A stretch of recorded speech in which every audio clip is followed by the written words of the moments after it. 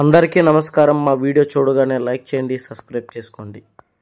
మేష రాశి వారికి 2025 జనవరి ఫలితాలు ఎలా ఉండబోతున్నాయో అన్నది తెలుసుకునే ముందు ప్లీజ్ దయచేసి లైక్ చేయండి, సబ్స్క్రైబ్ చేసి మమ్మల్ని మరింత ప్రోత్సహించండి. రాసి పెట్టుకోండి, అదృష్టం మీ వెంటే ఉండబోతోంది. ప్రేమించిన వాళ్ళు విడిపోయే ప్రమాదం ఉంది, చాలా జాగ్రత్త పడండి. అలాగే ప్రేమ విషయం, కుటుంబం, వ్యాపారం, బిజినెస్, ఉద్యోగం అనేక రంగాలలో వీళ్ళు విజయం సాధిస్తారా? జనవరి కొత్త సంవత్సరం నుంచి వీరి జాతకం ఎలా ఉండబోతోంది? వీరు అనుకున్న పనులన్నీ జరుగుతాయా? వీళ్ళ కోరికలు తీరుతాయా అన్నది మీరు ఈ వీడియో చూడండి. చివరి వరకు పూర్తిగా చూస్తే మీకు ప్రతి ఒక్క విషయం మీకు అర్థమవుతుంది. దుర్గాదేవి జ్యోతిష్యాలయం, లక్ష్మణరాజు గురూజీ. ఎటువంటి సమస్యకైనా 11 రోజుల్లో పరిష్కారం చూపబడను.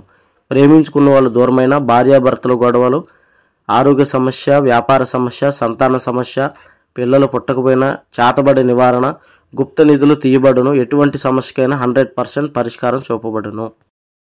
మేషరాశి వారికి 2025లో జనవరి మొదటి నెలలో వీరికి ఎలా ఉండబోతుంది అంటే, మొదట మనం శుభవార్త చెప్పుకుందాం. ఎందుకంటే కొత్త నెల శుభంతోనే ప్రారంభిద్దాం. మొదటిది, వీరికి వివాహ సంబంధాలు. ప్రతి జీవితం అనేది ముడిపడేది వివాహంతోనే.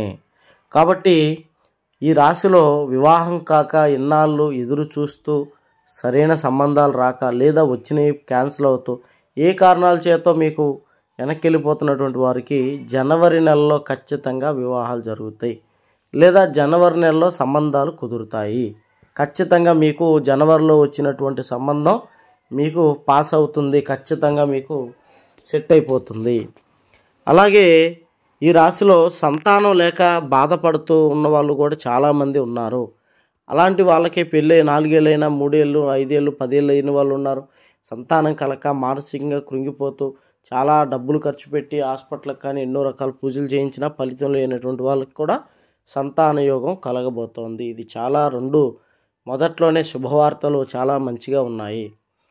అయితే మీ విషయాల్లో ఆర్థికమైనటువంటి శక్తిగా కూడా ఎదగబోతున్నారు. చదువుకునేటువంటి వాళ్ళకి చదువు జ్ఞాపక శక్తి బాగా ఉంటుంది. ఖచ్చితంగా చదువులో మంచి స్థాయిలోకి రాణించేటువంటి అవకాశం చదువులో కనబడుతోంది.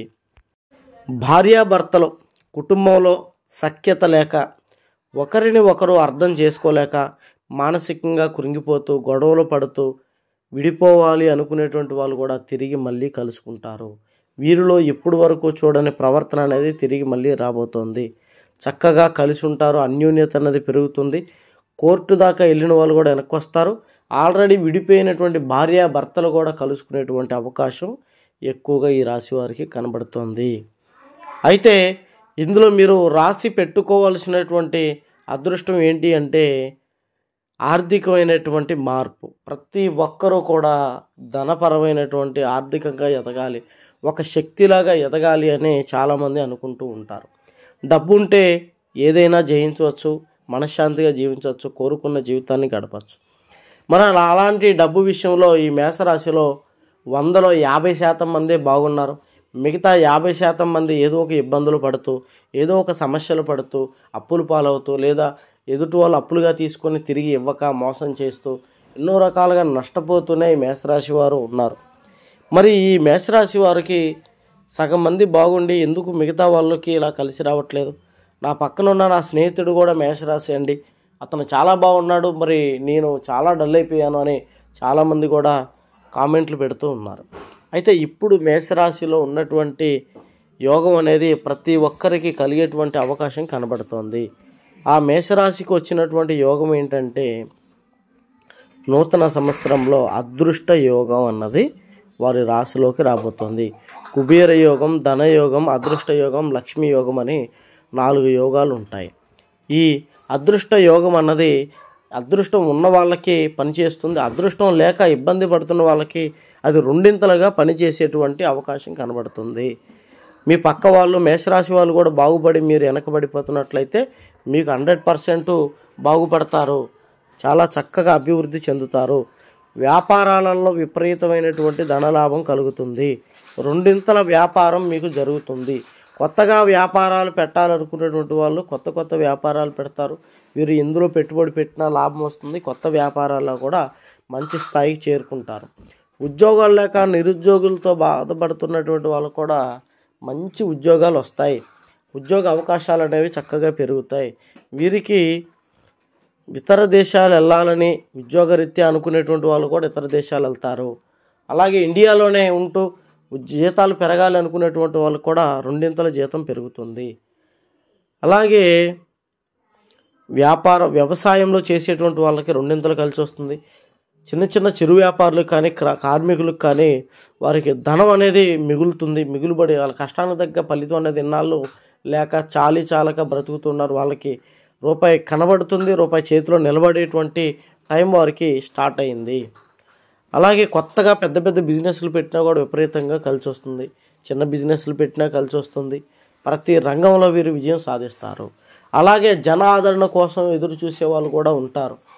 ఉదాహరణకి రాజకీయం, సినీ పరిశ్రమలో వీళ్ళకి కావాల్సింది జనాల ఆదరణ, జనాల మెప్పు, 10 మందిలో పేరు ప్రఖ్యాత కావాలి. వీళ్ళకి కూడా రాజకీయంలో ఉండేటువంటి వాళ్ళకి కానీ లేదా సినీ పరిశ్రమలో ఉండేటువంటి వాళ్ళకి కానీ వాళ్ళకి మంచి ఫలితాలు అనేవి రాబోతున్నాయి.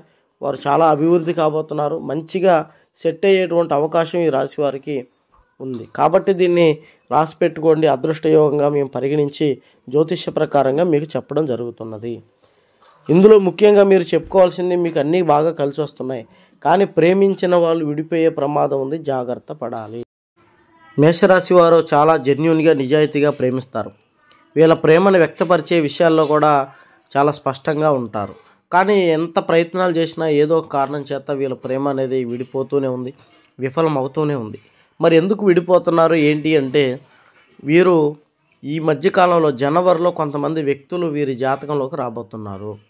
అది వాళ్ళ స్నేహితులు లేదా వాళ్ళ బంధువులు లేదా వాళ్ళు గతంలో వదిలి వెళ్ళిపోయినటువంటి స్నేహితులు.